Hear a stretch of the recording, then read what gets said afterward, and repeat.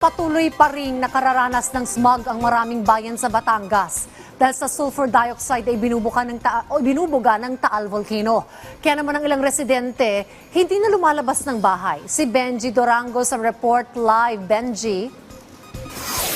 Dayan 26 sa 34 na LGU ng lalawigan ng Batangas ang nagkansela ng klase ngayong araw. Dulot pa rin yan ng pagbuga nitong volcanic smog dito sa Bulkang Taal. Isa na dyan itong Tanawan City, Batangas, kung saan ang ilang bahagi ay nasa loob ng 14-kilometer radius danger zone. Tulad na lamang nitong aking kinatatayuan ngayon dito sa may barangay Gonzales, Tanawan, Batangas, na nasa tabing-tabi lamang ito ng Taal Lake, ng lawa ng Taal. At bagamat medyo hazy pa, pero maaninag na ang Taal Volcano di tulad kahapon na napakakapal ng smog. Pero may namamataan tayo na pagsingaw sa crater ng Taal.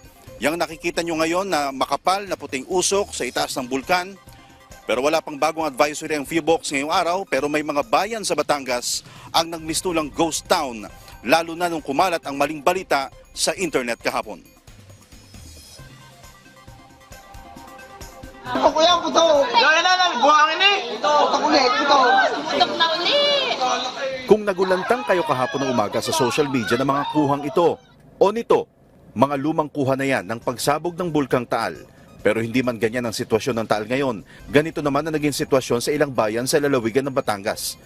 Dito sa barangay ng Kaan sa Mataas na Kahoy, Batangas, napuno ng makapal na puting usok ang paligid dulot ng volcanic smog. 2 araw na raw nila itong nararanasan. Kahapon ng gabi ang pinakamalala. Kaya maaga pa lang nagpayo na sa mga residente ang lokal na pamahalaan. Pinagagawa namin na kung maaari huwag lumabas ng bahay. At kung lalo na yung mga bata at kung maaari, kung may ventilador sila, di ba, magpakot para mag-fresh air man lang. Hanggang ngayong araw, kansilado ang klase, public at private, sa 16 na barangay ng Mataas na Kahoy. Nanahimik ang mga paaralan. Mangilan-ngilan din ang mga residenteng makikita sa kalye. Kung hindi nga lang daw magpapatuka ng kanyang paitluging manok si Mang Roberto, hindi siya lalabas ng bahay.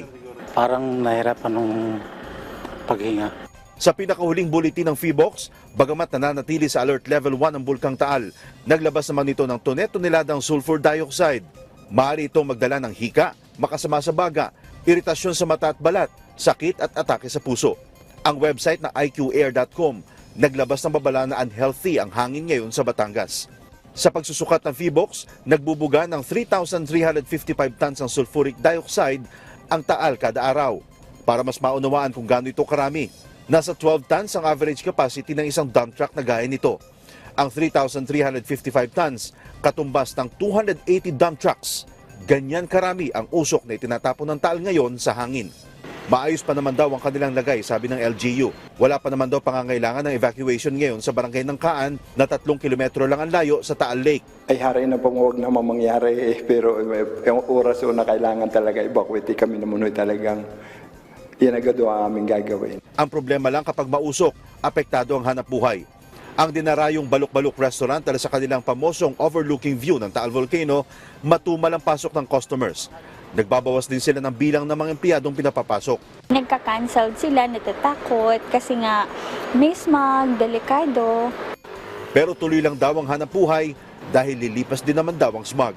Tulad ni Mang Randy na tricycle driver, tigil biyahe dahil walang estudyante. Opo sir, hindi po makabiyahe ng ayos pag mahina pong kita. Dayan pa northwest ang tinatahak ng makapalausok, papunta yan ang bahagi ng Talisay, Batangas at Tagaytay area. Payapa naman ang bahaging ito ng Tanawan City, Batangas, itong dito sa may barangay Gonzales. Pero naka-alerto ang mga residente sa kung ano man ang magiging galaw nitong Bulkang Taal.